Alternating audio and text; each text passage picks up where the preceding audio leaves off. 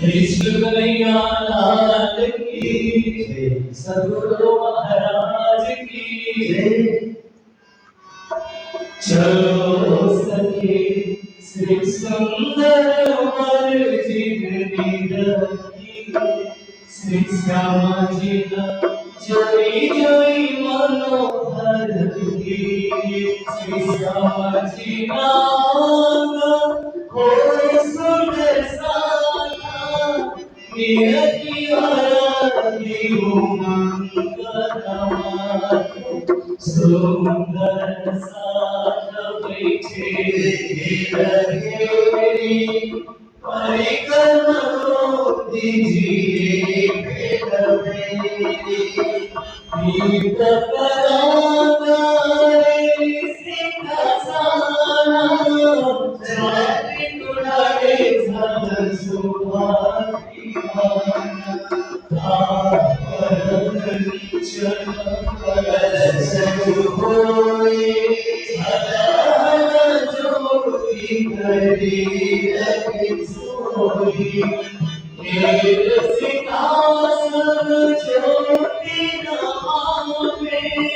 सखिया को सरवारी गावे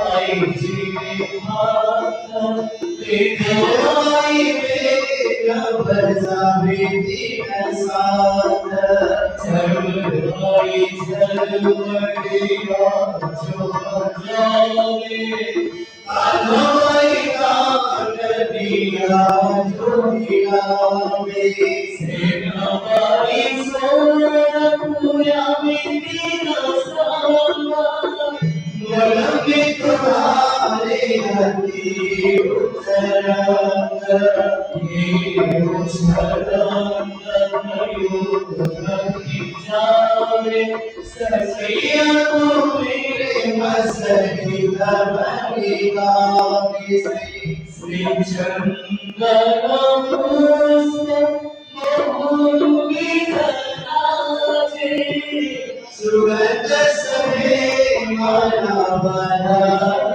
साजे श्री चंद्र ब्रह्मा जी ना पूजन दीन रोहित की जय सचिदानंद जी ना पूजन दीन रोहित की जय सद्गुरु साहिब जी ना पूजन दीन रोहित की जय सुंदर सारा जी ना पूजन दीन रोहित की मेरा मेरा मोल स्वरूप चित मिलीजे जो कोई वासनाई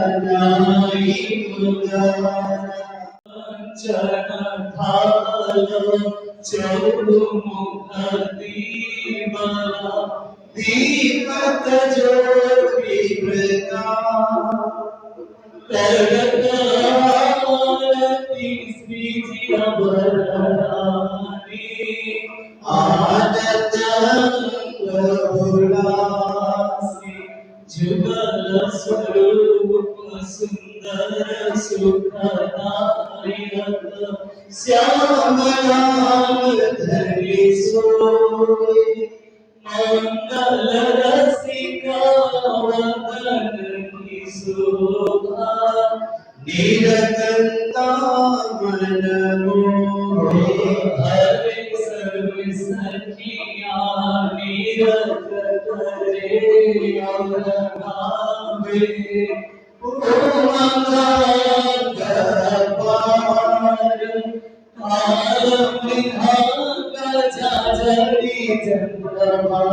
सखिया बोलत जय जयकार बालाजी बतावे मुक्ता फल सखिया से जिया श्याम सुहागे तन मन जीवन छावर करु से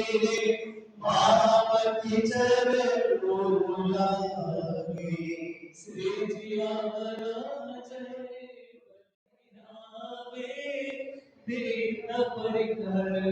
श्री रामनाथ प्यारे की जय, श्री राम के हरि की जय।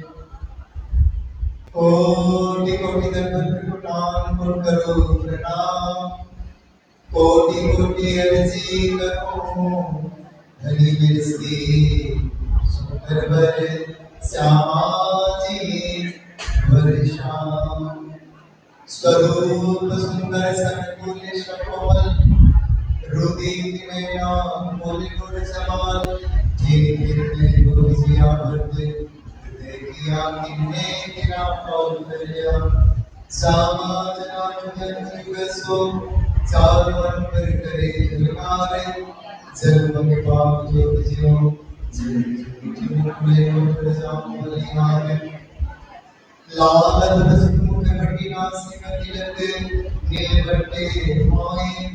इस सर्व शब्द में प्रश्न देख दर्शना जो सामने से पानी चोरी बाजू बंधन पक पहुंचे काल करे सकमल पुत्री नरका रोजी चढ़े आसमान में जो जल बन करे सब भूली।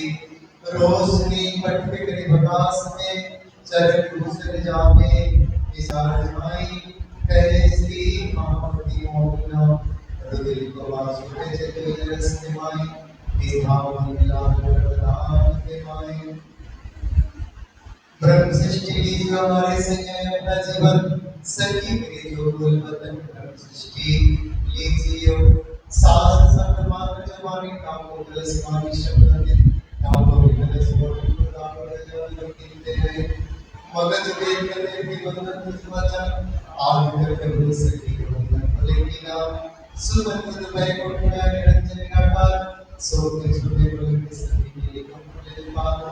सुमन मुद अटल सुबह के पुण्य जी मगज न पाने वाले वाले थी। साधु बोले जवान अभिसंधा के पर काम करे तो की आत्मा चले सबदे। आज मोहन चौदह त्रिगुणे ये सुनके दुनिया का निरंजन। प्रकृति महाप्रलय हो गई सब त्रिगुणे दुनिया का निरंजन सुने। माटी ज्वर सुभाग संतति सो जागृत दुर्गा दुर्गा सुभाग करते। पैगंबर के अंतर कई अवतार तीन लोग के उसके निकाल। एक एक लोग में सुबह सो बुझी गुजारते प्रकृति पूरी नौतन। अफसोस आए संतरिष्टि कर निर्बल ओंकार गाय सती के सुनते चल। सो मगज माय ने अपने बोले भले बसैया सो राम को रोशन के लिए तो याद किया हम बोल बाजू में दिलाए लीजिए। श्रेष्ठ ब्रह्म सृष्टि जारी कर लीला रोशन अखंड निधान किया जादू बदल। तीन परमात्मा बच्चे ब्रह्म सृष्टि के कारण आप निवास सभी प्रेम करते ना। अखंड सुख सबर को से चमत्कार भक्कर सो भक्त के ब्रह्म सृष्टि मामले का शोभकर बहुत ही अपने गुण से मिला। भक्त का जाने कर लोग शुद्धि नाम पुण्य दुजबा छोटे कौन जुबातर लाभ मन सच्ची के पावन करके और लाभ नाम सुनने ने को छोड़ छर छोड़ के ये काम को भोला चरण। लाभ नाम सुनने ने को छोड़ निरंजन छर छोड़ के ये काम को भोला चरण। ये काम को भोला चरण तन मन धन सबर कर कियो सब तुमके प्रजनान। मन भाव सोई करो आत्म महाविला। श्री आनंद नाम की जय, श्री राम की जय, श्री जुगल किशोर की जय, श्री वृंदावन चंद्र की जय, श्री गुरु के स्वरूप की जय, ननी देव चंद्र की जय, श्री जिया बजे सावन की जय, श्री वाल्मीकि की जय।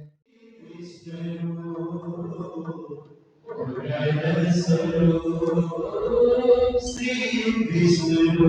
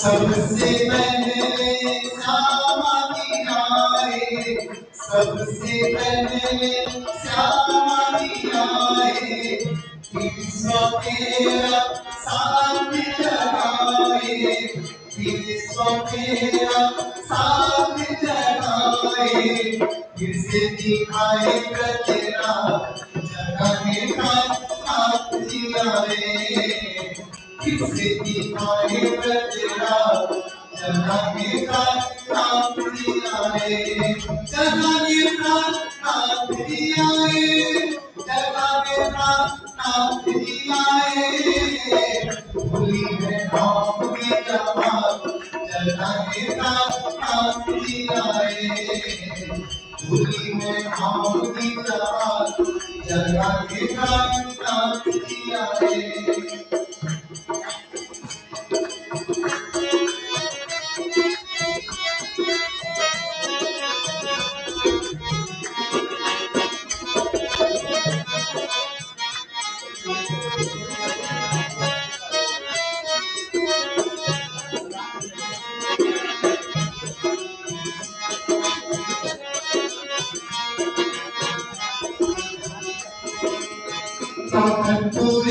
से पन्ना जी करके, नौबंदुई से पन्ना जी करके, काली माँ जी पैदल चल करे, काली माँ जी पैदल चल करे, साथ जगाए के दुआर, जगाए नाम दिया है, साथ जगाए के दुआर, जगाए नाम दिया है, जगाए नाम दिया है, जगाए नाम दिया है, जगाए नाम दिया है, जगाए सभी गुरु जी पाए, हुई है आपकी जबान, जगाने प्राण नाम दिया है, श्री राम है।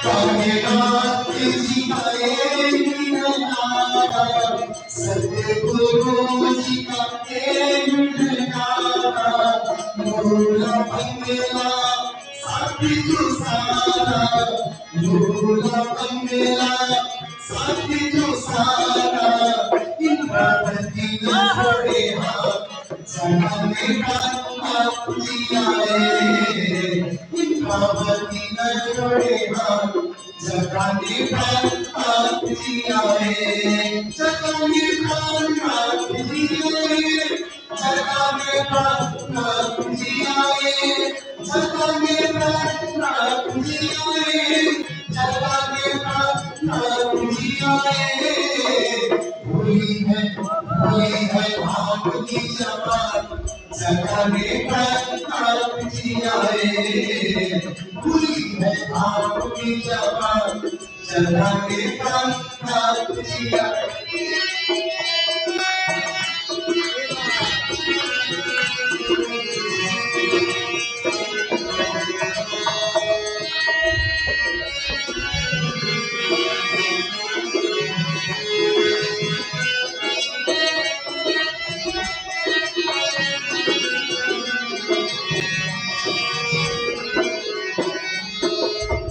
कायनात जी के रूह है प्यारी, सतगुरु जी के रूह है प्यारी, रोहे धनी पर जाए बलिहारी, रोहे धनी पर जाए बलिहारी, आसिफ के वासों की बात, जगाने का नाम दिया है, आसिफ के वासों की बात, जगाने का नाम दिया है, जगाने का नाम दिया है, जगाने का नाम दिया है, जगाने का नाम दिया है, जगाने का नाम दिया है, हुई है आपकी जबान, जगाने का नाम दिया है, हुई है आपकी जबान, जगाने का नाम दिया है,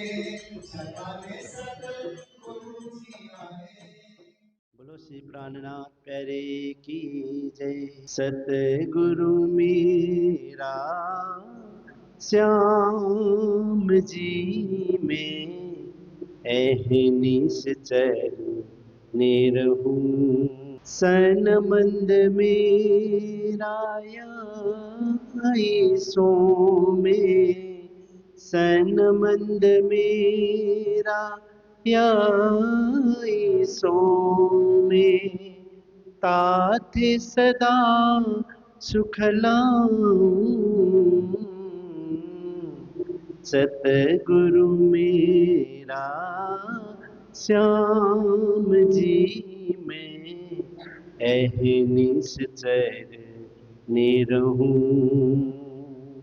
सतगुरु मेरा श्याम जी में अहनिश चरने रहूं। ए जो माया लोक चौदे सब त्रिगुण को विस्तार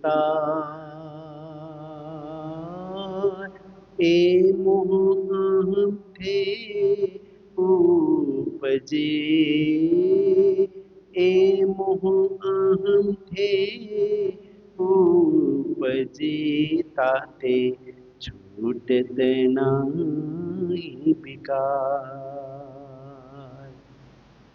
सतगुरु मेरा श्याम जी मैं अहनिस चर निरहूं सनमंद मेरा याई सो में सनमंद मेरा याई सो में ताथे सदा सुखलाऊं सतगुरु मेरा श्याम जी मैं अहनिस चर निरहूं ए जो माया लोक चौदे सब त्रिगुण को विस्तार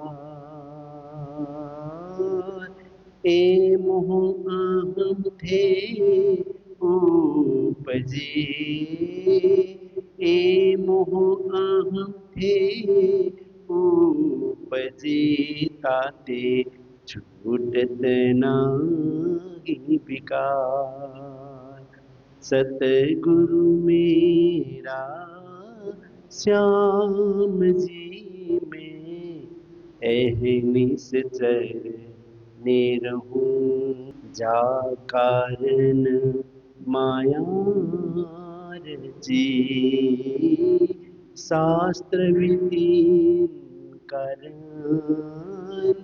खेल बियाही देखही खेल बियाही देखही और अर्थ बिली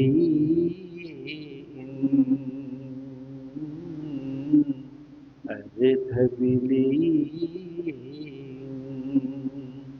सतगुरु मेरा श्याम जी मैं अहनिस चर निरहूं बोलो श्री प्राणनाथ प्यारे की जय पायो निज नाम आत्म जागे पायो निज नाम आस न जागे आत्म जागे बास न जागे आत्म जागे बास न जागे पायो निज नाम आत्म जागे परमात्मने नमः श्री गुरु चरण कमलेभ्यो नमः आनन्दकन्दं प्रभुदेव चन्द्रं व्रजे स्वरूपेण पुरापि जातं प्रविश्य प्राप्तं प्रियप्राणनाथं परेशपूर्णं सततं नमामि ब्रह्मा प्रियाज गणनाय जात सर्वस्वपाता भवसिन्धुत्राता विज्ञानदाता निज धर्मधाता दिनैकबन्धो शरणं प्रपद्ये दिनैकबन्धो शरणं प्रपद्ये मंगल कृष्ण प्रणाम है मंगल धर्म प्रकाश मंगल सुंदर साथ है मंगल धाम उजास मंगल सुंदर साथ है मंगल धाम उजास बोलो वृंदावन बिहारी लाल की, सदगुरु महाराज की, श्री प्राणनाथ प्यारे की, महारानी बाईजुराज की, महाराजा छत्रसाल की, जी मंगलदास महाराज की, श्री कृष्ण प्रणामी धर्म की, सर्व सुंदर साथ की।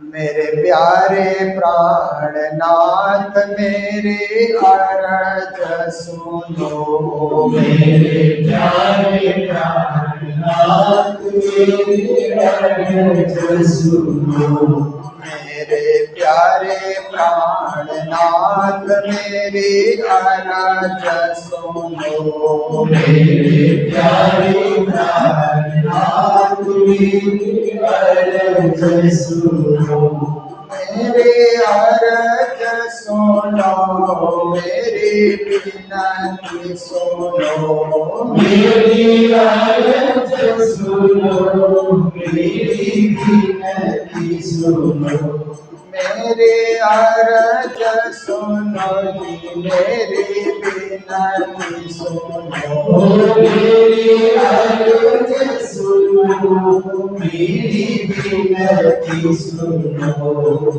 मेरे प्यारे प्राणनाथ मेरी अरज सुनो, मेरे प्यारे प्राणनाथ मेरी अरज सुनो, पिया भव सागर मोहे डर लागे, पिया भव सागर मोहे डर लागे, कैसे बिनती करूं मैं धनी तेरे आगे, कैसे बिनती करूं धनी तेरे आगे, कैसे बिनती करूं मैं धनी तेरे आगे, कैसे बिनती करूं धनी तेरे आगे, मेरे प्यारे प्राणनाथ मेरे अरज सुनो, मेरे प्यारे प्राणनाथ मेरे अरज सुनो, मेरे प्यारे प्राणनाथ मेरी विनती सुनो, मेरे प्यारे प्राणनाथ मेरी विनती सुनो। बोलो सतगुरु महाराज की जय। श्रावण मास, वेतक चर्चा, वेतक कथा,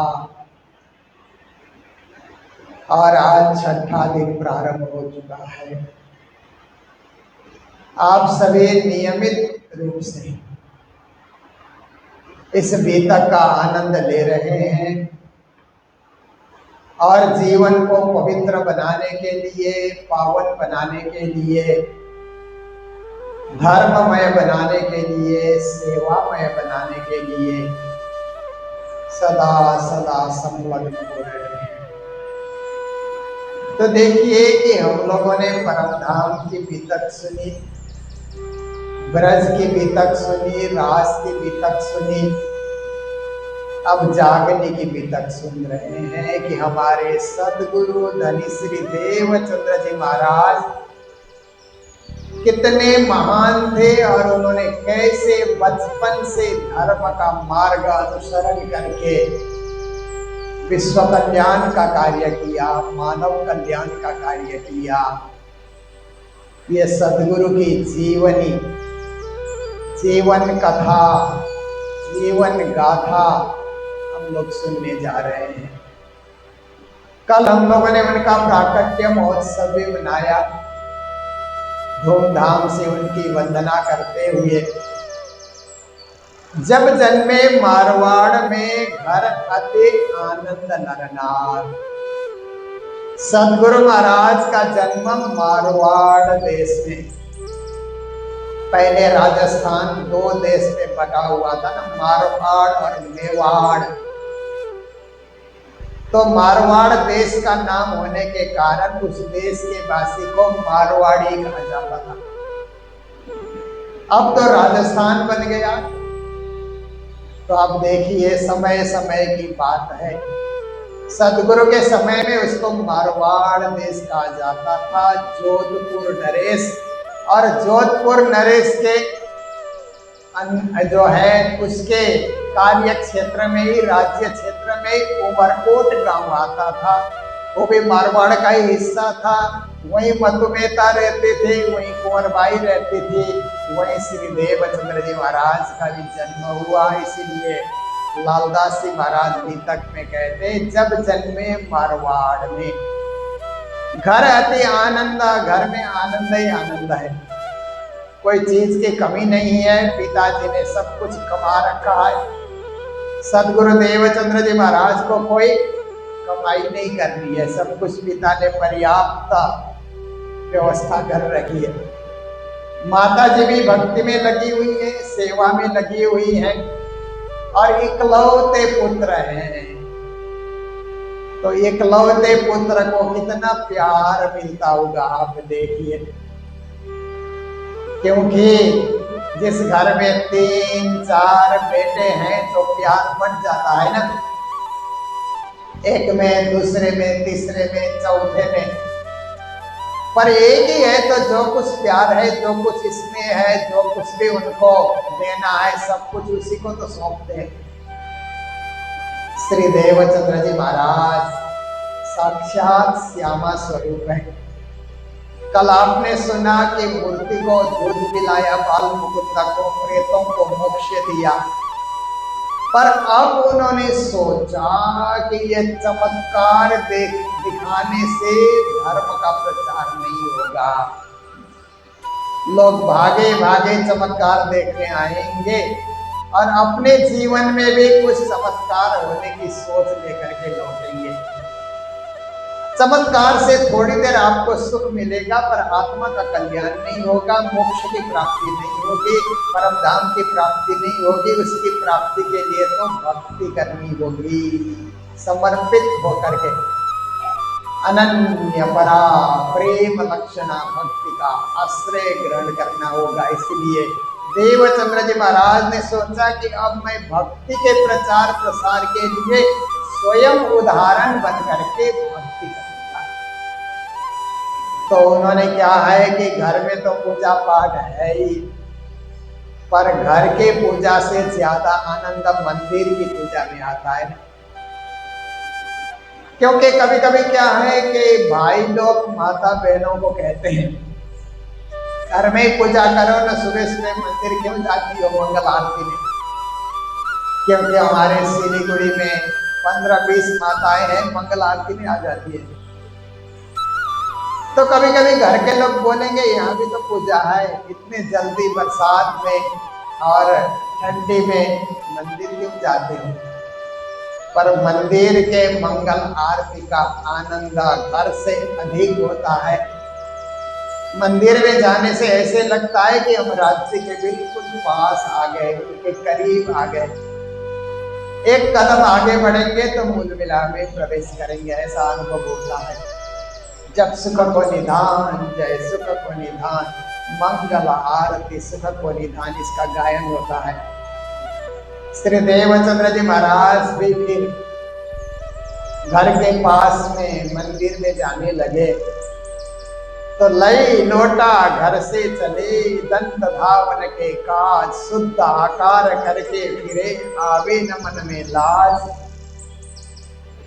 शारीरिक शुद्धि के लिए जाते हैं, उस समय यही जमाना था। तो घर से लोटा लेकर के निकलना, शारीरिक शुद्धि से पवित्र होकर के नहाना धोना, उसके बाद फिर मंदिर के दर्शन करना, फिर घर आकर के पूजा पाठ करना, माता जी जो आदेश करती है, पिताजी जो आदेश करते हैं, कुछ अध्ययन करना। यह नित्य का नियम चलता रहा। 5 साल की उम्र से लेकर के 11 साल की उम्र तक यही कार्य चलता रहा। जब वह वर्ष 11 साल के हो गए, तब उनके मन में विचार आया कि मैं कौन को, यह जगत है कहाँ वार कहाँ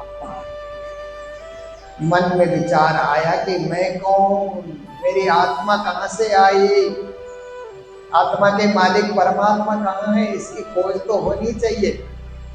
कहाँ वार कहाँ पार, संसार क्या है और संसार से परे क्या है, यह लोक क्या है, परलोक क्या है, इसका ज्ञान होना ही चाहिए।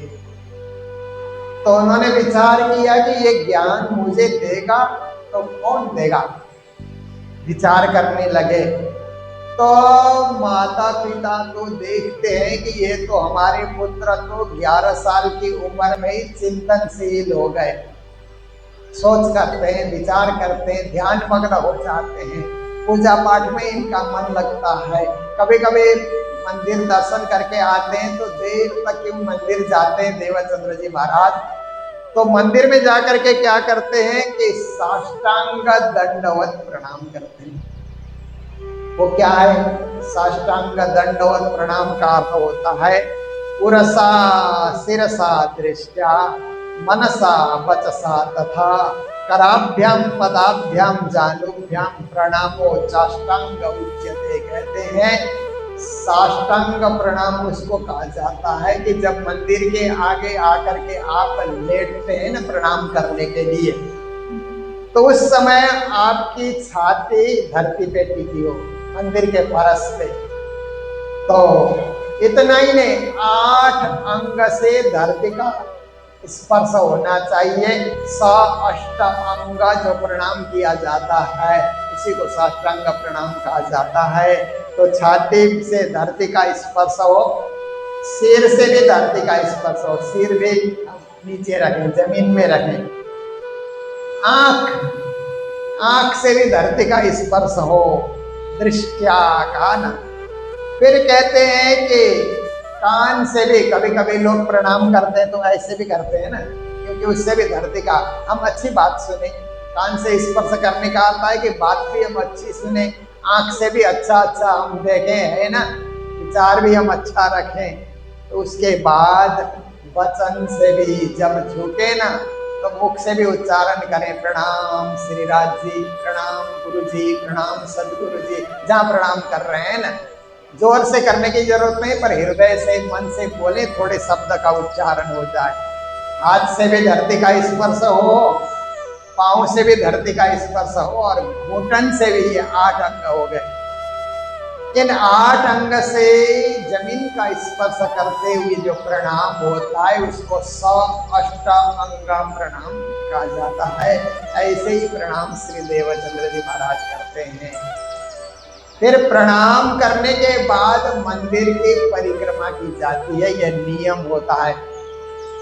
देत परिक्रमा कर्म सब छूटे, यह सुख पंचमनि से दिन लूटे। परिक्रमा करने से ये 5 तत्वों का शरीर निर्मल हो जाता है, पवित्र हो जाता है, इसलिए परिक्रमा जरूरी है। हम लोग आरती करने के तुरंत बाद परिक्रमा करते हैं। तो देवचंद्र जी महाराज भी परिक्रमा करते हैं। यानि कानि च पापानि जन्मांतरे कृतानि च तानि सर्वाणि नश्यन्ति प्रदक्षिणा पदे पदे। जब परिक्रमा करते हैं तो हमारे पाप ताप संताप सब मिट जाते हैं। जैसे जैसे परिक्रमा करते हैं हमारे जितने भी जन्म जन्मांतर के दोष हैं सब दोष मिट जाते हैं, हम निर्दोष हो जाते हैं परमात्मा के मंदिर में आकर के। इसलिए देवचंद्र जी महाराज परिक्रमा भी करते हैं, कभी 5 परिक्रमा, कभी 7 परिक्रमा, कभी 11 परिक्रमा, कभी 108 परिक्रमा। ध्यान से परिक्रमा करना है। देखिए सुंदर साथ भी परिक्रमा करते हैं, परंतु कुछ लोग हड़बड़ी में परिक्रमा करते हैं ना, फट फट फट फट हड़बड़ी में परिक्रमा करते हैं, तो उस समय ध्यान केंद्रित नहीं होता है। ध्यान केंद्रित करने के लिए आराम से परिक्रमा कीजिए, दूसरे को जाने दीजिए जिसको जल्दी लगी है, पर आप आराम से करिए, ध्यान लगाते हुए, परम धाम का ध्यान लगाते हुए, तो आपकी परिक्रमा साकार हो जाती है। ऐसे ही कार्य देवचंद्र जी महाराज कर रहे हैं। और फिर देवचंद्र जी महाराज देखते हैं कि इस मंदिर में कोई प्रवचन करने वाला हो तो उपदेश सुने। प्रवचन सुनने से ज्ञान बढ़ता है, हम जो बातें जानते उससे ज्यादा जानने का मौका मिलता है। धर्म शास्त्र की बातें, ऋषि मुनियों की बातें, अवतारी पुरुष की बातें, परमात्मा की लीला रस कथा, कोई प्रवचन करने वाला यहाँ हो ऐसा देवचंद्र जी महाराज को लगता है। पर वो उमरकोट ऐसा था। आजकल तो उमरकोट जब से भारत का पार्टीशन हुआ ना तो पाकिस्तान का हिस्सा बन गया। अब वो मारवाड़ देश में, राजस्थान में नहीं है, वो पाकिस्तान के सिंध प्रांत में आता है उमरकोट गांव। पानी की बड़ी कमी थी वहां पर। पानी की कमी होने से साधु संत जल्दी से जाते नहीं थे, क्योंकि साधु संतों को तो नहाना होता है। कई साधु संत तो त्रिकाल स्नान भी करते हैं, सुबह भी, दिन में भी, शाम को भी नहाते हैं। जहाँ पानी की कमी है तो नहाएंगे कहाँ से, इसलिए जाते ही नहीं थे। साधु संत नहीं जाएंगे तो ज्ञान कौन सुनाएगा, देखो उपदेश कौन देगा, प्रवचन कौन करेगा, ऐसी स्थिति थी जल कसनी को देख करके। तो 11 साल की उम्र से वो मंदिर जाना उन्होंने प्रारंभ किया। तो उसी बीच में एक रोज उनके पिताजी मत्तू मेहता तो व्यापार करते थे, कच्छ में जाते थे और वहां से कुछ सामान लेकर के उमरकोट में राज दरबार में भी व्यापार करते थे, सामान उनको दिया करते थे, जहाँ जैसी जरूरत हो ऐसा उनका व्यापार था। तो पिताजी ने कहा कि बेटा मैं कच्छ जा रहा हूँ, तेरे को भी चलना है तो साथ चल। कहाँ पिताजी आपके साथ में चलूंगा। तो छोटी उम्र में पिताजी के साथ कच्छ गए थे सवारी में बैठ करके। पिताजी तो अपने व्यापार में लगे और देवचंद्र जी महाराज सब कच्छ के मंदिर में जाकर के दर्शन कर रहे हैं। इतना आनंद उनको आया कि इतने सारे मंदिर, इतने सारे साधु संत, इतने सारे प्रवचन और इतना सारा ज्ञान, ऐसी जगह में रहना चाहिए। उमरकोट में क्या है, एकाध मंदिर है पर वहां तो साधु संत भी नहीं आते हैं। न ज्ञान, न चर्चा, न उपदेश, न प्रवचन, न कथा, न कीर्तन। पिताजी ने व्यापार पूरा किया, बेटा लौटो, घर लौटते हैं। घर आए तो देवचंद्र जी महाराज ने सोचा कि अब ये चीज जो कच्छ में मैंने देखा वो यहाँ नहीं है। मन करता है कि फिर से कच्छ जाएं, पर पिताजी जाएंगे तो ही तो जा सकते हैं, ऐसी स्थिति है। करते करते देवचंद्र जी महाराज की उम्र हो गई 15 साल की। बात तब के मन में रहे, मैं जाऊं कच्छ में, तहाँ जाए के खोज करूं, पाऊं परमेश्वर तीन से। घर में खटपट रहे, मन में रहे बैराग, दुनी से बैर रहे, उन्हें देखे लगे आग। घर में कभी कभी खटपट भी हो जाती है माता पिता के साथ, क्योंकि पिताजी कहते हैं बेटा कुछ व्यापार भी सीखो, मेरे से कुछ ज्ञान सीखो, व्यापार सीखो। देवचंद्र जी महाराज का व्यापार में मन है ही नहीं, वो तो परम तत्व की खोज में आए हैं, परमात्मा की प्राप्ति करके जगत वालों को तारतम ज्ञान देने के लिए आए हुए हैं, विश्व जगाने के लिए आए हैं। तो छोटा सा व्यापार वो क्यों करेंगे। कहते हैं पिताजी मेरा मन नहीं है उसमें, तो ज्यादा समय मंदिर में नहीं लगाना, जल्दी लौट करके आ जाना। माँ भी कहते जल्दी लौट करके आ जाना। देवचंद्र जी महाराज को लगता है कि ये लोग तो भक्ति करने में भी विघ्न डाल रहे हैं, घर में ही बने रहेंगे तो क्या करेंगे। व्यापार में मन नहीं और घर में ज्यादा देर मन नहीं लगता है, मुझे तो मंदिरों में ही मन लगता है। तो इस घर को छोड़ना होगा, मुझे इस घर को त्यागना होगा। हो सकता है ब्रह्म प्राप्ति के लिए तो माता पिता को भी छोड़ना पड़ेगा, पर इकलौते पुत्र हूं, छोड़ूं तो भी कैसे छोड़ूं, और ना छोड़ूं तो भी ब्रह्म तत्व की प्राप्ति कैसे होगी। मन में चिंतन करते रहते हैं।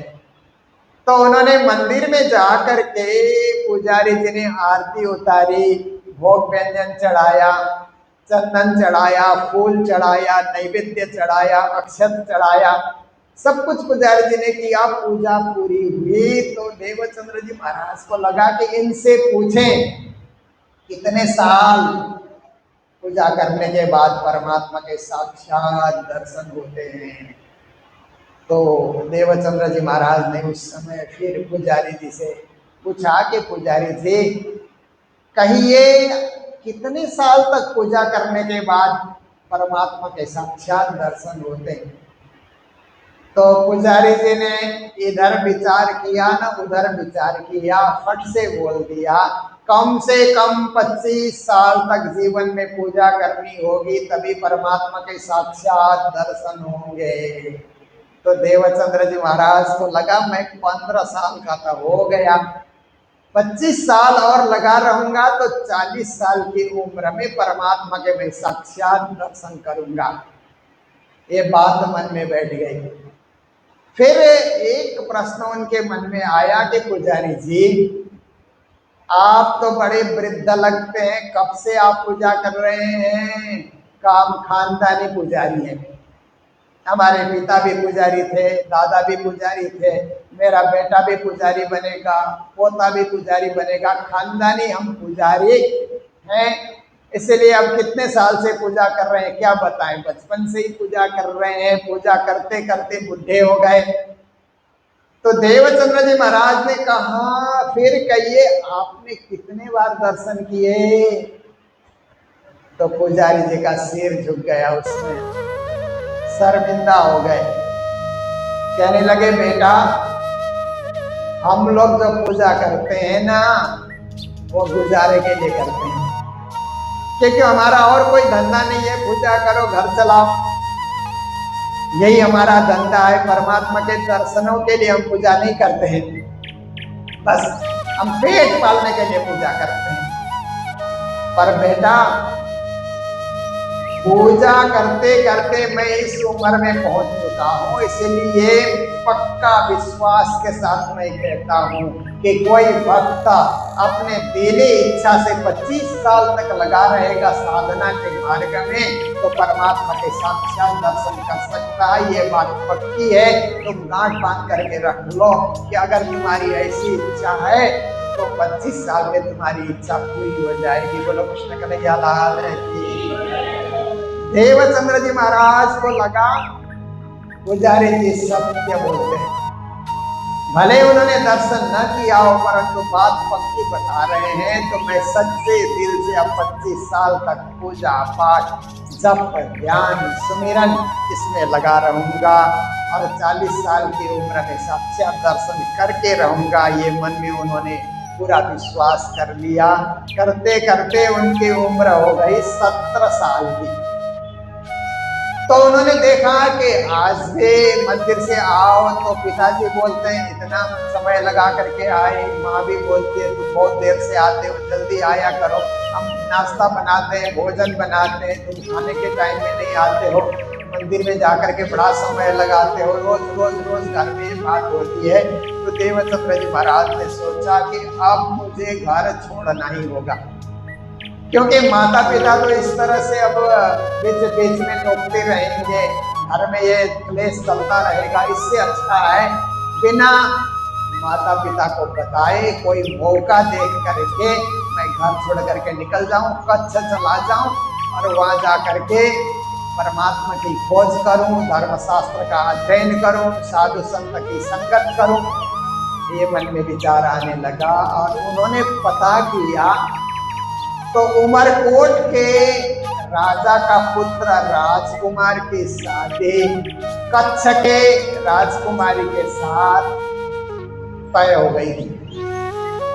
तो उमरकोट का जो राजा था उसका जो मंत्री था वो बारात लेकर के कच्छ की ओर जाने वाला था। जब देवचंद्र जी महाराज को पता लगा तो जाकर के मंत्री से मिले, आप बारात लेकर के कच्छ जा रहे हैं? हाँ जा रहा हूँ। तो मैं भी आपके साथ चलूंगा। तो बोला तुम्हारे साथ कोई साधन है?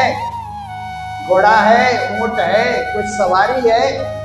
तो ही तो जा सकते हो, ये तो मरुभूमि है, मरुधर मरु प्रदेश है, पैदल नहीं चला जाता है यहाँ पर, और वहाँ तो सवारी में ही चलना पड़ता है, 4 दिन लगते हैं। इसलिए कोई सवारी हो तो चल सकते हो, अन्यथा तुम आना नहीं। देवचंद्र जी महाराज ने सोचा अब मेरे पास सवारी तो कुछ नहीं है, पिताजी से मैं बात नहीं कर सकता, वो सीधा ही मना कर देंगे। घर लौट करके आए तो मन ही मन सोचने लगे कि मैंने उस वजीर से, उस मंत्री से बात ही क्यों की। वो बारात के पीछे पीछे मैं चल पड़ता, वो सवारी में चलते, मैं पैदल चलता, 4 दिन लगा करके मैं पहुंच जाता कच्छ में। कुछ नहीं चाहिए था मुझे, पर अब पूछ लिया है तो कोई बात नहीं। अब बारात आज निकलनी है तो देवचंद्र जी महाराज ने क्या किया कि थोड़ा राशन, आटा, कुछ और उसको बनाने के लिए तवा, कढ़ाई और जो भी कुछ सामान चाहिए, कुछ कपड़े लत्ते, ऐसे करके थोड़ा सा सामान जो 4 दिन के लिए रास्ते में चाहिए उन्होंने तैयार किया। एक कटारी, छुरी भी उन्होंने रखी, कुछ सब्जी उब्जी तैयार करना है तो ये सब उन्होंने तैयार करके एक पोटली उन्होंने बनाई। पोटली बनाई और देखते हैं कि अब माता पिता की नजर बचा करके मुझे निकलना है यहाँ से। तो माता पिता क्या करते हैं कि अब दिन में भोजन हो जाने के बाद विश्राम करते हैं। गर्मी प्रदेश में तो ये होता ही है, अपने आप नींद आ जाती है गर्मी प्रदेश में। ठंडी की जगह में दिन में नींद नहीं आती, आप विचार कीजिए। पर गर्मी में तो आप जैसे भोजन किए कि फट से सोने की इच्छा होती है ना, तो माता पिता भी विश्राम करते थे। विश्राम में चले गए माता पिता, बड़ा अच्छा हुआ। अगर बारात यहाँ से निकले तो मैं भी पीछे चला जाऊंगा, पीछे के दरवाजे से निकल जाऊंगा, तैयारी देख रहे हैं। पर माता पिता विश्राम से उठ करके बाहर जो है कुछ बातें कर रहे हैं। ऐसे समय में बारात निकल करके वहां से आगे बढ़ी तो श्री देवचंद्र जी महाराज ने भी अच्छा मौका देख करके अपने सामान को उन्होंने उठा लिया और चुपके से बिना माता पिता को खबर किए पीछे दरवाजे से निकले और जिस रास्ते से बाराती लोग चले गए उनके पद चिन्हों को देखते हुए देवचंद्र जी महाराज भी आगे बढ़ते जा रहे हैं।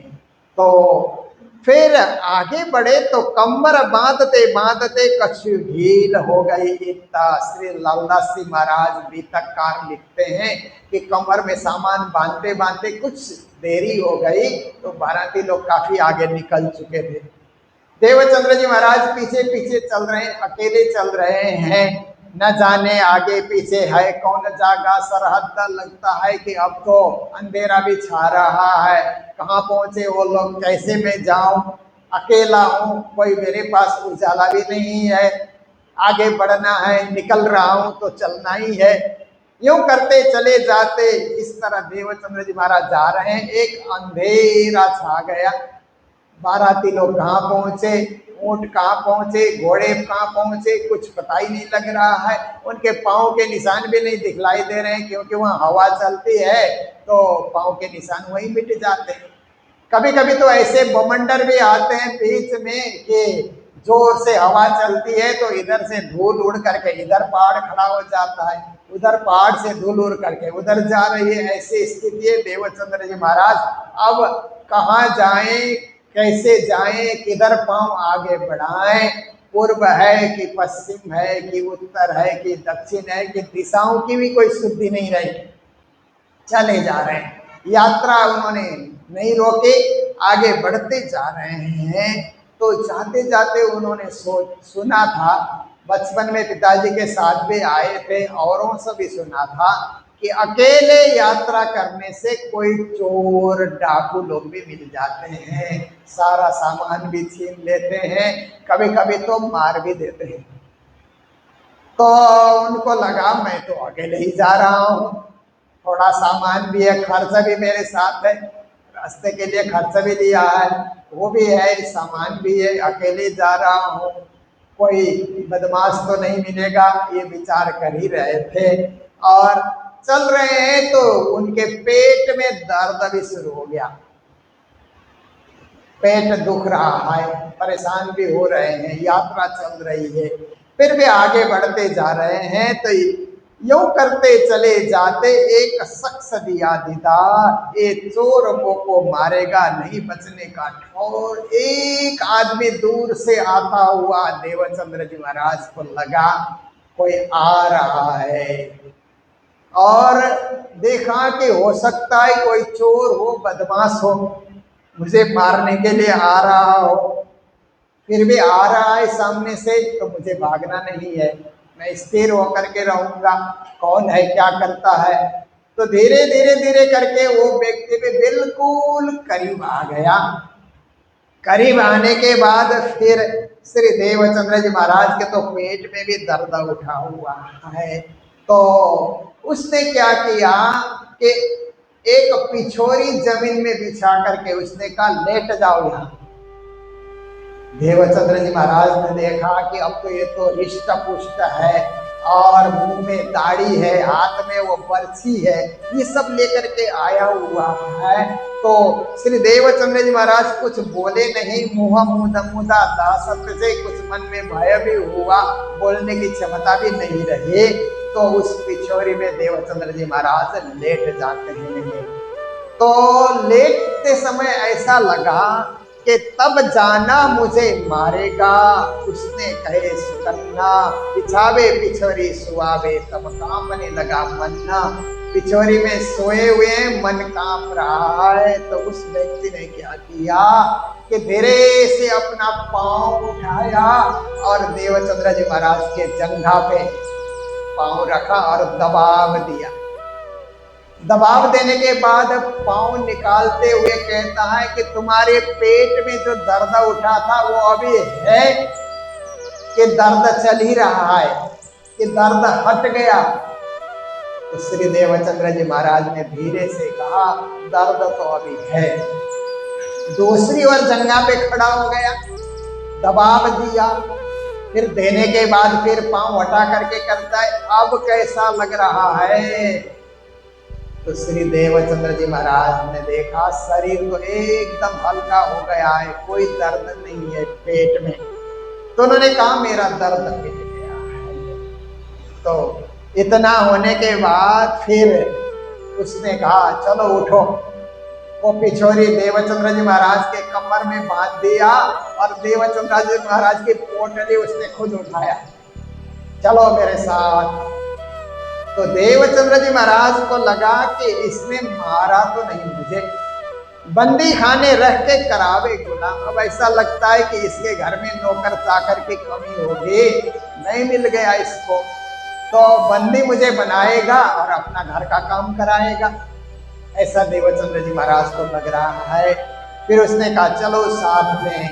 तो साथ वो आगे आगे है, देवचंद्र जी महाराज पीछे पीछे हैं, चले जा रहे हैं। तो पूछता है तुम्हारा नाम क्या है? देवचंद्र, माता का नाम, पिता का नाम बताओ। पति मेहता, कुंवर भाई। देश के राजा का नाम बताओ, राजा का नाम भी बता दिया।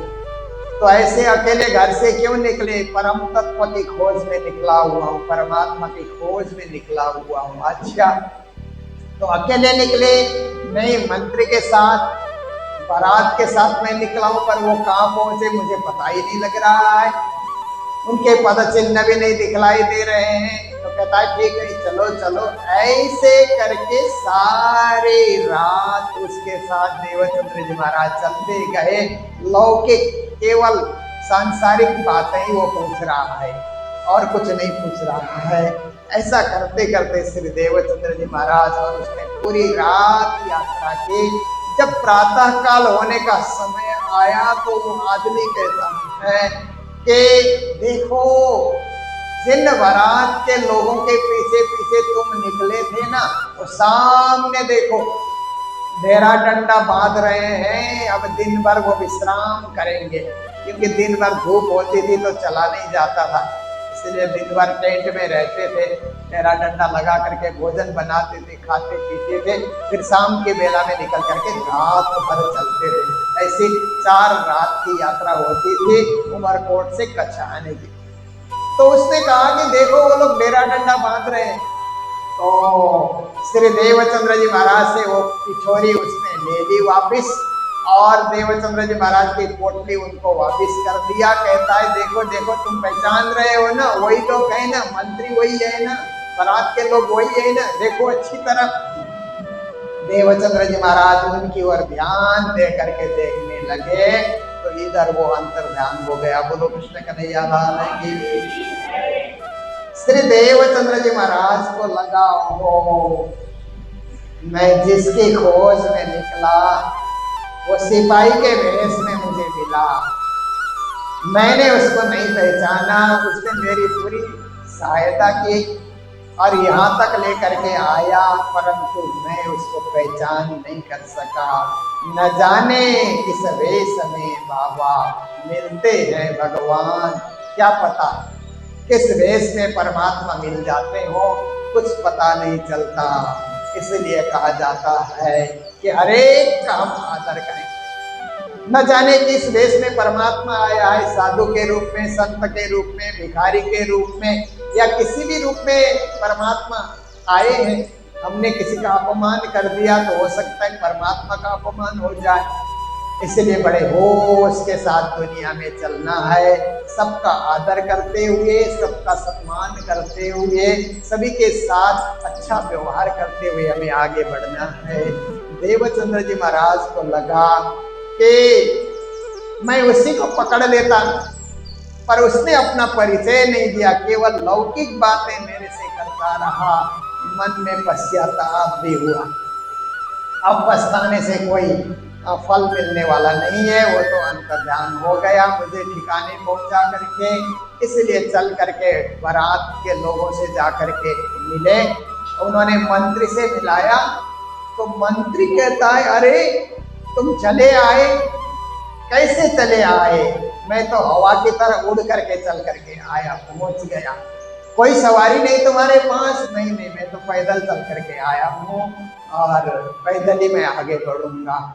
तो मंत्री कहता है, तुम आ ही गए और मत्तु मेहता तो मेरे मित्र हैं, व्यापार के सिलसिले में वो मेरे से मिलते रहते हैं, इसलिए अपने मित्र, और मैं भी कायस्थ जाति का हूँ, तुम्हारे पिताजी भी कायस्थ जाति के, हम जाति भाई भी हैं, इसलिए तुम आ ही गए हो तो अब हमारे साथ ही रहो, हमारे साथ ही भोजन करो, हमारे साथ ही यात्रा करो, कच्छ तक तुमको पहुंचा दिया जाएगा, तुम हमारे साथ रहो। बड़ी खुशी से उसने भी स्वागत किया देवचंद्र जी महाराज का।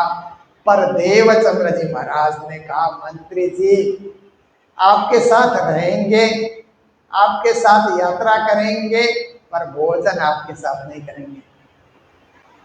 क्योंकि देवचंद्र जी महाराज को लगा कि बारात में जो लोग जाते हैं वो तो राजसी भोजन करते हैं, राजसी भोजन करते हैं, सात्विक भोजन नहीं होता है। शादी ब्याह का भोजन कभी सात्विक होता ही नहीं है।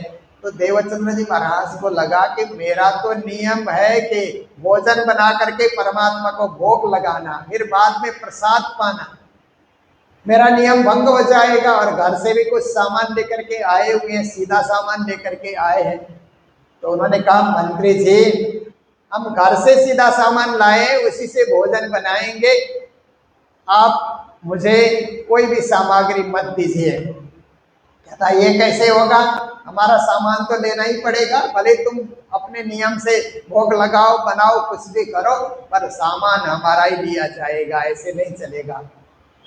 तो देवचंद्र जी महाराज ने उनका सामान स्वीकार कर लिया और बड़े प्रेम के साथ, शुद्धता के साथ उन्होंने भोजन बना करके, जा स्वरूप को दर्शन पाए तो ताको रसोई आरोगाए। जिसने सिपाही वेश में दर्शन दिया था ना, सदगुरु महाराज ने कहा आज भोग उसी को धराते। सारी रात मुझे साथ दिया और मुझे गंतव्य तक पहुंचाया, इसलिए उसी को याद करके श्री देवचंद्र जी महाराज ने बड़े प्रेम से भोग लगाया।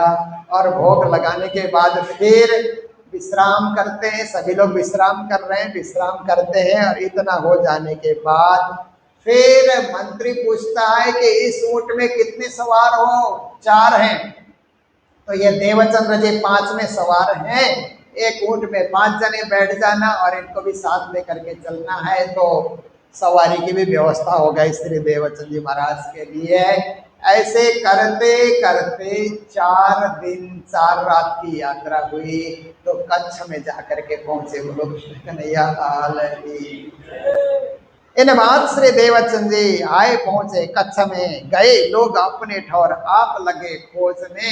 जब कच्छ में उतरे तो देवचंद्र जी महाराज ने मंत्री जी को कहा, आप लोग अब शादी के काम में आए हैं, आप राज दरबार की ओर जाइए। उस समय क्या होता था कि राजकुमार को दूल्हे को नहीं लाया जाता था, दूल्हे की जगह एक तलवार लेकर के आते थे और इधर से दुल्हन लेकर के जाए, फिर वो आनंद मंगल से शादी ब्याह करते थे, क्योंकि उनको डर रहता था कि बीच में कोई घटना न हो जाए इसके लिए। तो वो तलवार लेकर के शादी के लिए अपने तरफ निकले और देवचंद्र जी महाराज परमात्मा की खोज में मंदिर मंदिर में जाते हैं। तो आप यहाँ देखिए, ये भी तक तो हम लोग प्रतिवर्ष सुनते ही हैं, पर आप देखिए कि एक साथ चलने वाले पर विचार में कितनी भिन्नता होती है ना। बाराती लोग चल रहे हैं तो हंसी मजाक करते हुए, गाते बजाते, गीत गाते हुए, हंसी मजाक करते हुए चल रहे हैं। उनके साथ ही देवचंद्र जी महाराज चल रहे हैं, पर वो भजन गाते हुए और शांत होकर के, ध्यान मग्न होकर के वो साथ में चल रहे हैं। यात्रा साथ हो रही है, विचार सबके अलग अलग हैं। और यात्री लोग भोजन करते हैं तो खूब मजे से एकदम मेवा मिष्टान्न हर एक चीज बना करके वो लोग खूब खाते हैं, पेट भर करके खाते हैं। देवचंद्र जी महाराज रूखा सूखा खाते हैं, वो भी भोग धरा करके खाते हैं। बाकी बारात में जाने वालों को भोग भी धराना होता है, इसका कुछ पता भी नहीं होता है। उनका एक ही ध्यान होता है, पेट भरो पेट भरो। शादी ब्याह में जाने वाले तो और चाहे मिष्टान कहते हैं ना। एक कविता किसी ने रचना की है ना कि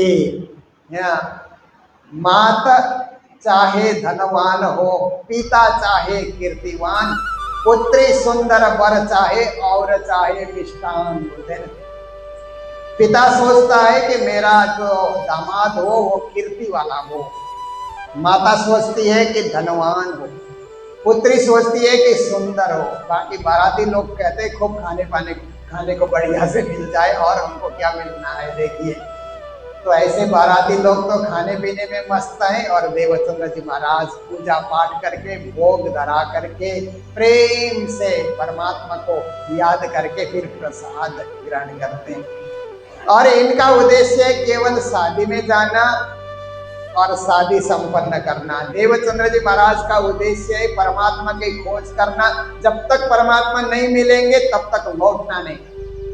ये तो कन्या को लेकर के जल्दी से लौटने की इच्छा रखते हैं, पर देवचंद्र जी महाराज जब तक परमात्मा नहीं मिलेंगे मुझे लौटना ही नहीं है उम्र को। तो देखिए, एक साथ 4 दिन चले, पर विचारों में कितना अंतर हम लोग पाते हैं कि सदगुरु महाराज उच्च विचार लेकर के परमात्मा की खोज में निकले हुए हैं। तो वहां जाकर के उन्होंने सब मंदिरों में भ्रमण किया। तो कुछ लोग कहते हैं मूर्ति की पूजा करो, मूर्ति में ही भगवान विराजे हुए हैं।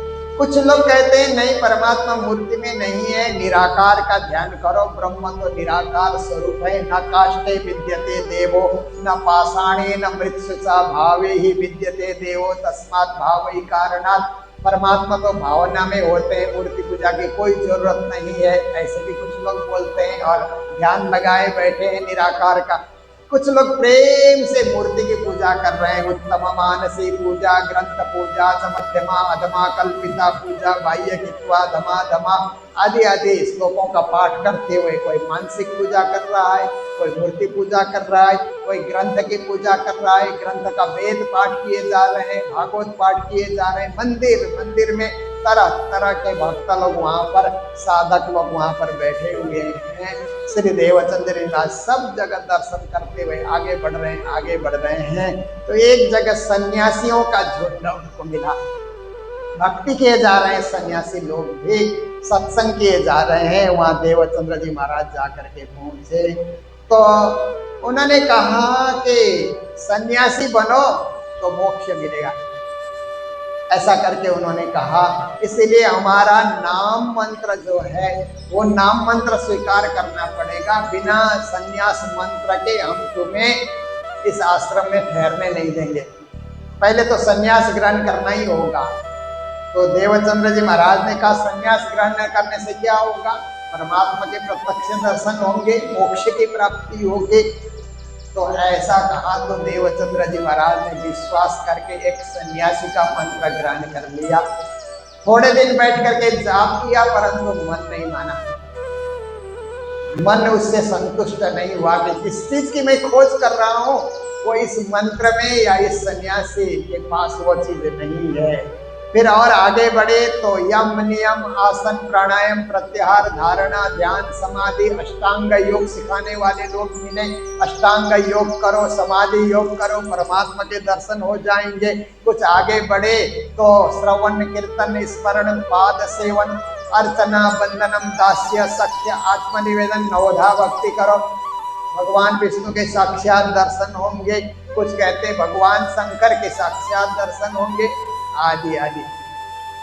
जिसको जो ज्ञान है, जिसकी जैसी जो है भक्ति मिली हुई है गुरु परंपरा से, अपनी अपनी पद्धति सब लोग बताए जा रहे हैं। कोई के दिन तहाँ रहे फिर चले जागा और बड़े डिम्ब कनफट्टे चले गए तिनके ठौर। सन्यासियों को छोड़ करके आगे बढ़े तो कनफट्टे योगी होते हैं ना, कान को भी फाड़ने वाले, वो कान में भी बहुत सारे वो कुछ लोग माला धारण करते हैं, रुद्राक्ष धारण करते हैं, आदि आदि है। ऐसे एक संप्रदाय का नाम ही कनफट्टे योगी होता है। तो उनके साथ जाकर के पहुंचे तो वो राजगुरु भी कहलाते थे। कहते हम सब कुछ जानते हैं, प्रवचन करते हैं, पर देवचंद्र जी महाराज का वहाँ भी मन नहीं माना, मन को संतुष्टि नहीं मिली। वो और कुछ खोज रहे हैं, ये और कुछ बता रहे हैं। फिर बैरागियों से मिले और बैरागी कापड़ी इत्यादि जो हैं बहुत सारे लोगों से वहाँ पर मिलते हैं। वहाँ भी भक्ति तो करते हैं, प्रवचन भी करते हैं, परंतु देवचंद्र जी महाराज का वहाँ मन नहीं भरता, मन नहीं लगता। तो उसके बाद फिर क्या हुआ, इन बात मस्जिद में मुल्ला की करी सोहबत। जाते जाते रास्ते में एक मस्जिद वहाँ पर मिली। उन्होंने सोचा मस्जिद में जाकर के जो मुल्ला होता है उससे सत्संग करें। वहाँ जाकर के उससे सत्संग किया तो उसने भी कुछ कुछ अपने खुदा की बातें बताई, अपने ढंग से उसने भी बताया, पर देवचंद्र जी महाराज का मन वहाँ भी नहीं लगा।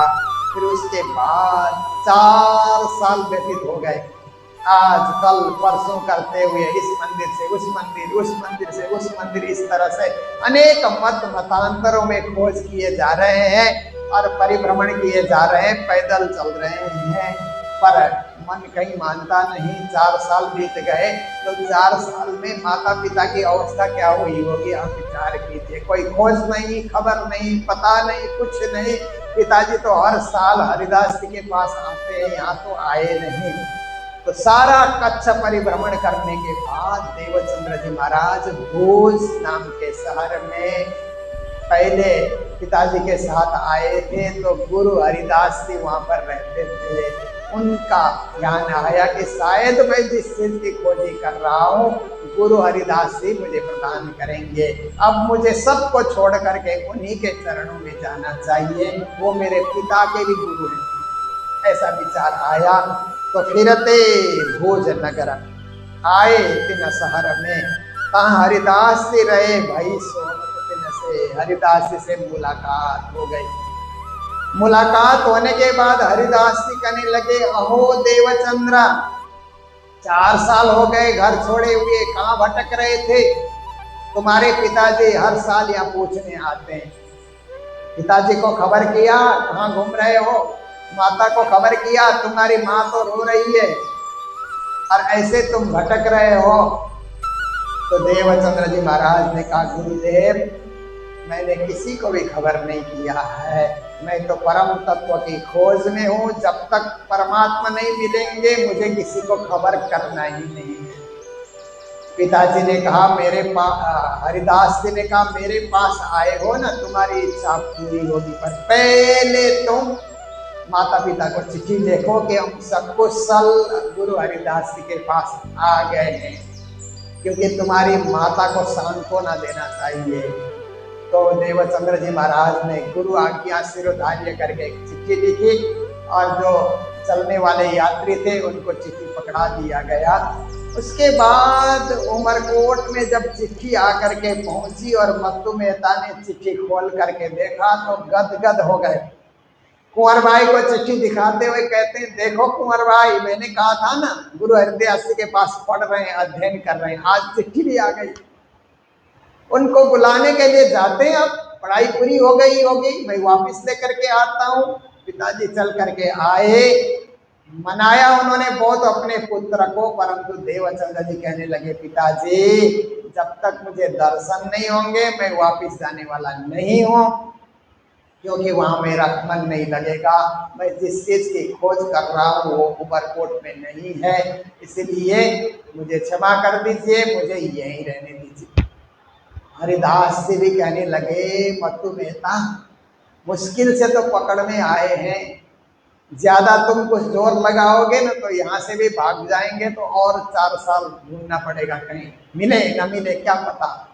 इसलिए अच्छा यही है कि अब आप भी चले जाइए और उमरकोट में जो कुछ आपके पास संपत्ति है बेच करके यही मकान लीजिए, यही रहिए। देवचंद्र जी भी यही रहेंगे, आप लोग भी यहीं आ जाइए। तो ये हरिदास जी कौन थे, इस विषय में भी मैं थोड़ा सा प्रकाश डालना चाहूंगा आप सबके बीच। के वृंदावन आप लोग जाते हैं तो वृंदावन में जो बांके बिहारी जी का मंदिर है वो गुरु हरिदास जी ने प्रकट किया था। और आप वृंदावन में जाते हैं तो जहाँ पर रास लीला हुई वहाँ आप जाएंगे तो गुरु हरिदास जी की समाधि भी वहाँ पर है। तो गुरु हरिदास जी कौन थे, वो बांके बिहारी के उपासक थे और बहुत वो संगीत के भी बहुत बड़े ज्ञाता थे, मधुर मधुर भजन गाया करते थे। उस समय भारत का बादशाह था अकबर। तो एक बार उनकी गुरु हरिदास के शिष्य का नाम, एक शिष्य का नाम तानसेन था, दूसरे शिष्य का नाम बैजू बाबूरा था। दोनों ही बड़े गायक राज दरबार में गाते थे और गायन विद्या का बड़ा प्रचार प्रसार उन्होंने किया। पर गुरु हरिदास से राजाओं को रिझाने के लिए नहीं गाते थे, अपने बांके बिहारी को, कृष्ण को रिझाने के लिए भजन राग रागिनियां गाया करते थे। तो एक रोज तानसेन ने जो अकबर को सुनाया, संगीत सुनाया, तो अकबर कहता है कि अरे तानसेन, तुमसे बड़ा कोई संगीतकार है क्या दुनिया में? कहता है जरूर है, मेरे गुरुजी हैं। क्या नाम है उनका? हरिदास जी। तो कहता है उनको भी दरबार में बुला के लाओ, एक बार उनकी भी आवाज सुनना चाहता। वो कभी निकलते नहीं, वृंदावन से बाहर जाते नहीं है। आप देखिए आज भी वृंदावन में ऐसे ब्रजवासी रहते हैं कि ब्रज 84 को छोड़ करके बाहर जाते हैं। कितने बीमार पड़ जाएं, बोलते हम वृंदावन में ही मरेंगे, कृष्ण के चरणों में ही रहेंगे, हम 84 कोस से बाहर जाएंगे ही नहीं। कितना अटल विश्वास उनका होता है। गुरु हरिदास ने भी कहा मैं दरबार में नहीं जाऊंगा, मुझे दरबार में जाकर के गाने का कोई ये नहीं है, मैं तो अपने इष्ट को जाने के लिए गाता हूँ।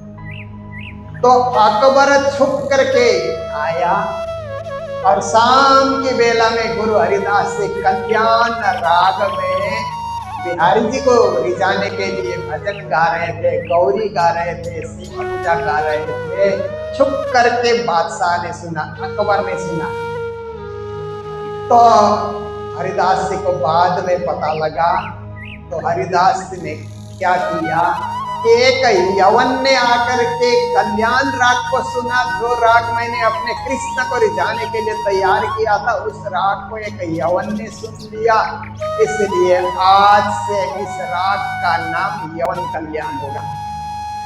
तो संगीत जगत में आज भी उस राग को यवन कल्याण कहा जाता है। इसका मतलब है गुरु हरिदास जी कितने पक्के कृष्ण के भक्त थे कि उस भक्ति में जो पद उन्होंने राग के साथ गाया, उस राग को भी उन्होंने दूषित समझा और दूसरे राग की उन्होंने रचना की। ऐसे गुरु हरिदास जी थे वृंदावन में। और उनके समकालीन और एक हरिदास जी थे उनके ही समय में, जिनका नाम था हित हरिवंश। हम लोग प्रार्थना पुष्पांजलि में गाते हैं, हित हरिदास हरिवंश व्यास और रसिक थे, उन्हीं की स्तुति की जा रही। वो हित हरिवंश भी बहुत पहुंचे हुए, अनेक पदों की रचना करने वाले दोनों मित्र थे।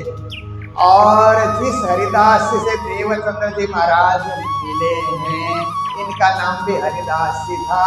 ये उमरकोट के राजा के मंत्री थे।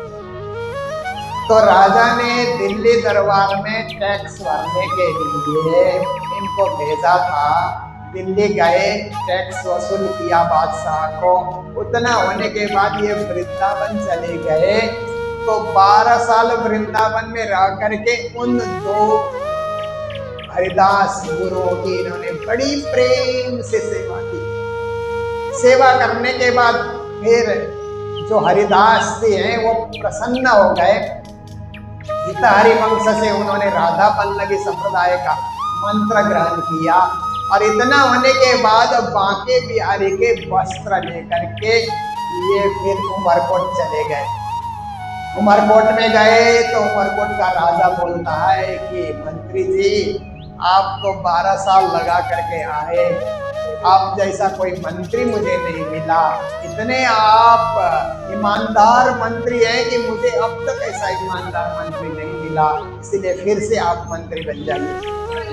कहा, मैं 12 साल से भक्ति के रंग में रंग चुका हूँ, गुरु हरिदास जी का कृपा पात्र बन चुका हूँ, राधा वल्लभी संप्रदाय का उपासक बन चुका हूँ। अब मैं फिर मंत्री बनूं और दुनिया में फंसूं नहीं, मुझे कोई पद नहीं चाहिए, मैं एक मंदिर बना करके भक्ति में लगा रहूंगा। पर राजा ने बार बार उनको परेशान किया कि मंत्री तो बनना ही होगा। तो वहां छोड़ छाड़ करके फिर ये कच्छ आए हुए थे, भुज में रहा करते थे। जब उमरकोट में 12 साल सीख करके आए थे तभी मत्तु मेहता ने इनको गुरु बनाया था। इसलिए आज देवचंद्र जी महाराज उनके पास पहुंचे हैं तो ऐसा सोचना चाहिए कि गुरु के पास भी पहुंचे हैं और एक पिता के समान संरक्षक के पास भी वो पहुंचे हुए हैं। तो ऐसे स्थिति में हरिदास जी ने फिर सेवा पूजा वो करते हैं तो देवचंद्र जी महाराज भी वहाँ साथ में ही हैं। और उनकी भक्ति को देख करके देवचंद्र जी महाराज को लगता है कि ये असली है, बाकी सब आडंबरी है। क्योंकि धर्म में आडंबर दिखाने वाले, पाखंडवाद करने वाले, लोगों को ठगने वाले, लोगों को छलने वाले बहुत सारे भक्ति मार्ग में साधु संत इत्यादि दिखलाई देते हैं। पर कुछ साधु संत बिरले ऐसे मिलते हैं कि सच्चाई से भक्ति करते हैं, एकदम भावना युक्त होकर के, समर्पित होकर के, उनको लेना न देना, कोई चीज से लेन देन नहीं है, केवल परमात्मा की भक्ति में लवलीन हो करके अपना जो है कार्य करते रहते हैं। हरिदास जी का भी ऐसा ही स्वभाव था, ऐसा ही नियम था। श्री देवचंद्र जी महाराज की आत्मा प्रसन्न हो गई कि मैं ऐसे ही गुरु की तलाश कर रहा हूँ। इन ठिकाने आए के आत्म पायो करार। देवचंद्र जी ने कहा अब मेरी आत्मा को शांति मिली। मैं 4 साल तक कहाँ मैं भटकता रहा, किस किस का मंत्र मैंने नहीं सुना, किस किस का जाप मैंने नहीं किया, किस किस के प्रवचन नहीं सुने, पर अब हरिदास जी जो कृष्ण भक्ति की बातें सुनाते हैं तो दिल खुश हो जाता है, एकदम उनको शांति मिली। और इसके बाद फिर उनकी सेवा में रहे। इधर से माता पिता भी उमरकोट से सब बेच बिक्री करके इधर ही आकर के एक घर उन्होंने ले लिया। और लेने के बाद क्या होता है कि हरिदास जी ने कहा कि देवचंद्र ऐसा करो कि माँ की भी इच्छा पूरी हो जाए, पिता की भी इच्छा पूरी हो जाए, रात्रि विश्राम घर में करना है, सुबह सेवा पूजा में आ जाना, दिन भर मेरे साथ रहना, यही प्रसाद लेना, यही भक्ति करना, पर रात को विश्राम करने के लिए माता पिता के पास जाना तो उनका भी मन रह जाएगा। तुम इकलौते पुत्र हो और तुम्हारी भक्ति भी नहीं छूटेगी, दोनों काम ठीक से होगा। ऐसा करके उन्होंने बताया। तो श्री देवचंद्र जी महाराज सुबह पहले जल्दी उठ करके आते हैं। या निशा सर्वभूतानि तस्याम जागृति संयमी यस्याम जागृति भूतानि सा निशा पश्यतो मुने। रात्रि को भी उनको चलने में कोई दिक्कत नहीं है और भक्ति में लगे हुए हैं। तो दुनिया वाले जब सो जाते हैं देवचंद्र जी महाराज जागते हैं, ऐसी स्थिति हो रही है। तो गुरु हरिदास जी ने सोचा कि इनकी भक्ति लगन को देख करके ऐसा लगता है कि इनको मंत्र दे देना चाहिए। क्योंकि बिना मंत्र के भक्ति की जाती है न, तो श्रम एव ही केवलम, उसको परिश्रम कहा जाता है। मंत्र नहीं है, परिश्रम कर रहा है, क्या जप करेगा? परिक्रमा में घूम रहा है, मंत्र नहीं है उसके पास, परिश्रम कर रहा है, पसीना बहा रहा है, पूजा कर रहा है, पसीना बहा रहा है, पर मंत्र तो उसके पास नहीं है ना, परम तत्व का बोध तो होगा ही नहीं। इसलिए शास्त्र में कहा बिना मंत्र की भक्ति श्रम एव ही केवलम, केवल परिश्रम है, इसलिए इनको मंत्र देना चाहिए।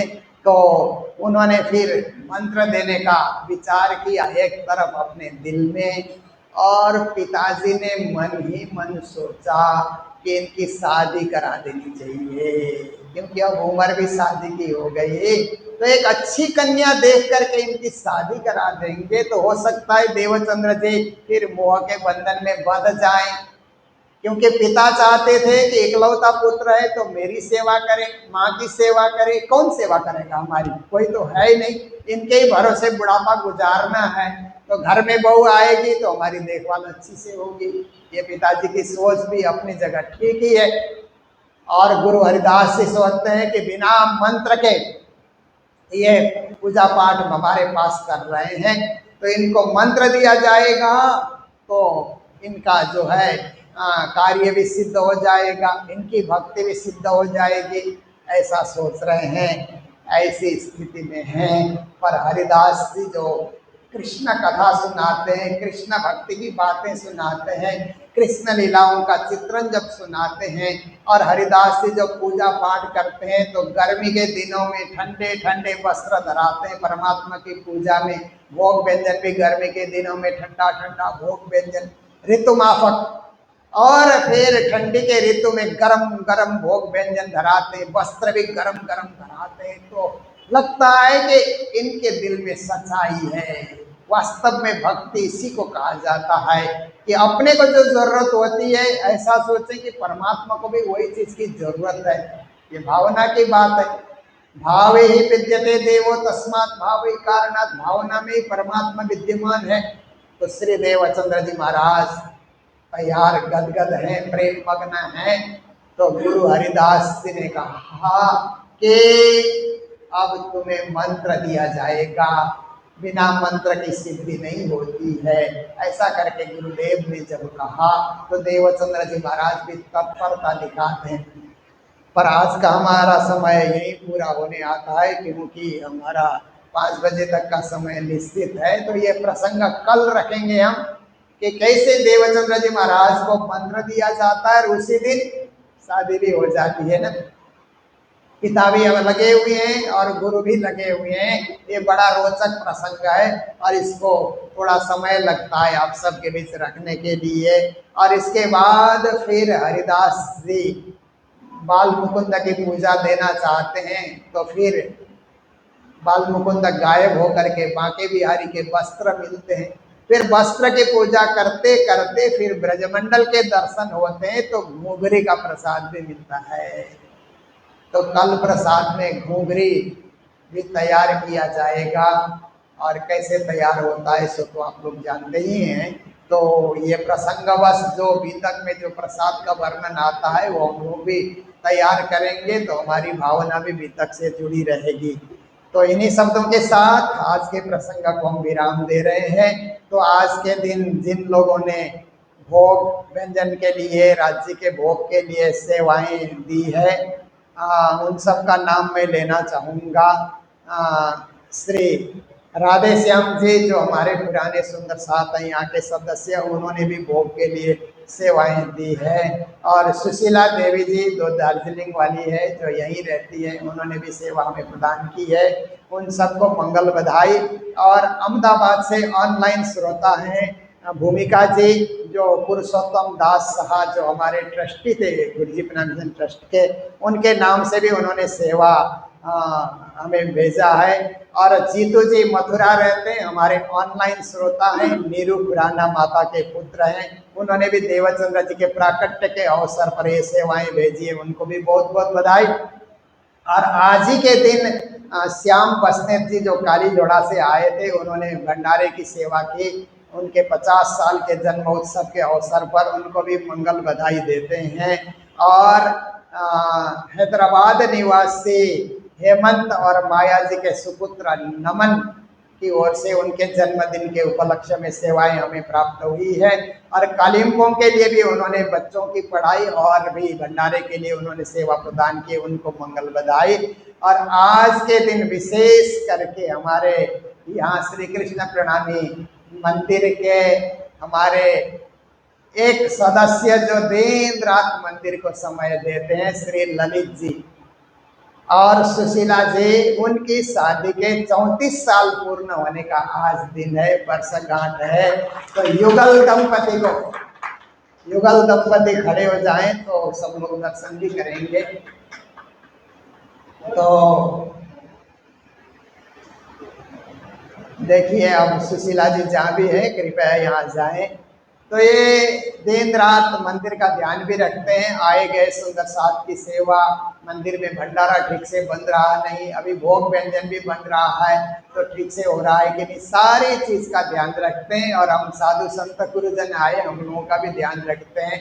तो ऐसे हमारे ललित जी और सुशीला जी को बहुत बहुत बधाई, मंगल बधाई देते हुए आप चौपाई दोहराते हुए आज के प्रसंग को हम यही विराम देना चाहते हैं जय जयकार के साथ। तो देखिए कि बीतक का आनंद तो हम लोग लेते ही जा रहे हैं दिन प्रतिदिन, और इसी तरह आप लोगों की उपस्थिति भी बनी रहेगी तो सब कुछ अच्छा होगा और हम लोग परम पद और आनंद की प्राप्ति करते रहेंगे। तो आइए सब मिल करके चौपाई दोहराते हैं।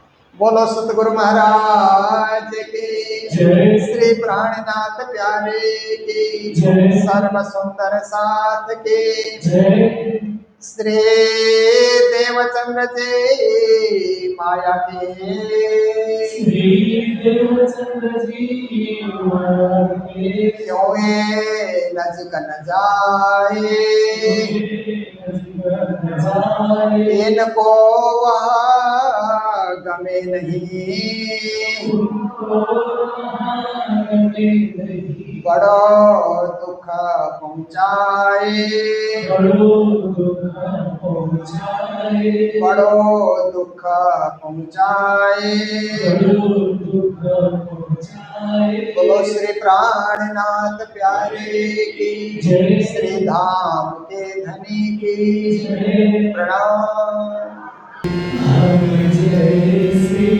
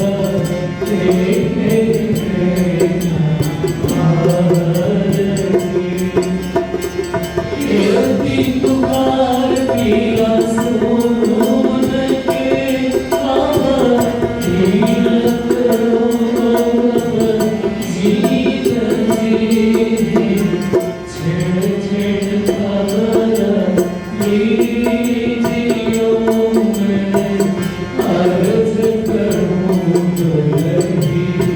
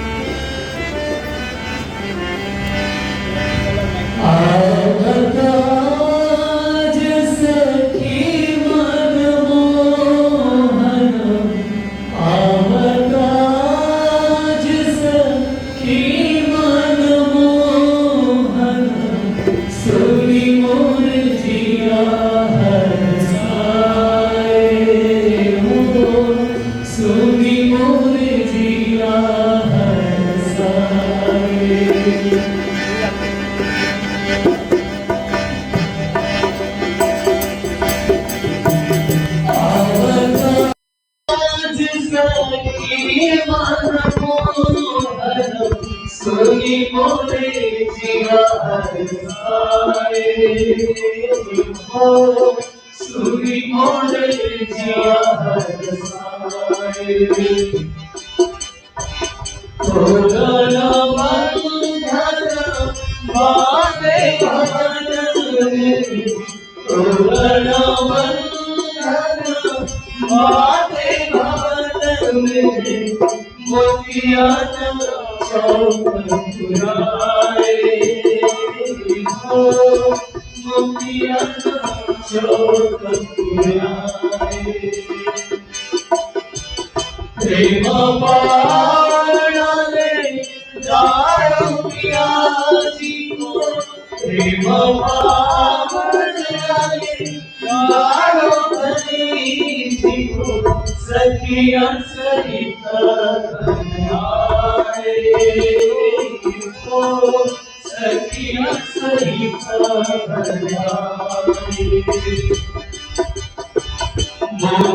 भात पूरी कचौड़ी भात पूरी कचौड़ी व्यंजन जो बनवाए हो व्यंजन जो बनवाए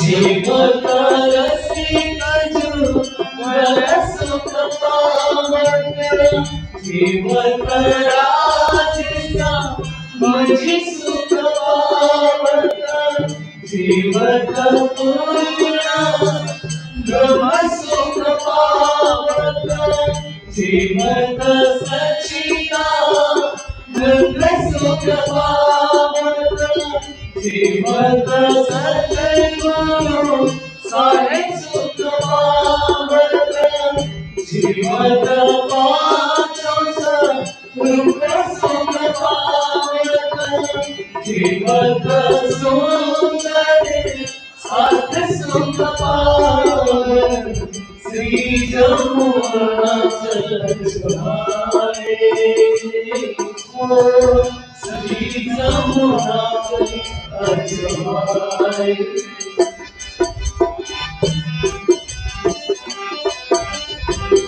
ले मेरा पिया से जावधारे ले मेरा पिया पलंग पधारे ज्ञान दास सुखवारे हो ज्ञान दास सुखवारे ज्ञान दास सुखवारे हो हमारा ज्ञान दास सुखवारे श्री कृष्ण कन्हैया लाल की सद्गुरु महाराज की आरती करो महाराज जी ने केरी मारे अयाड़त भार सना माने मारा काला आगल मृगान गजा करे चंद्र माझे सखिया ईरा करे और गावे मारा बालाजी नु सुंदर बदन सुहाए मणो काई शोभानो नहीं पाले हरि सब सखिया करे मारा जी उतर दाना मन जीवा करो बलि आरी सतगुरु सुंदर स्वरूप जुगल हो कर श्री राम की जय बलिहारी सतगुरु सुंदर स्वरूप जुगल हो कर श्री राम की जय बलिहारी सतगुरु श्री श्यामल जय बलिहारी।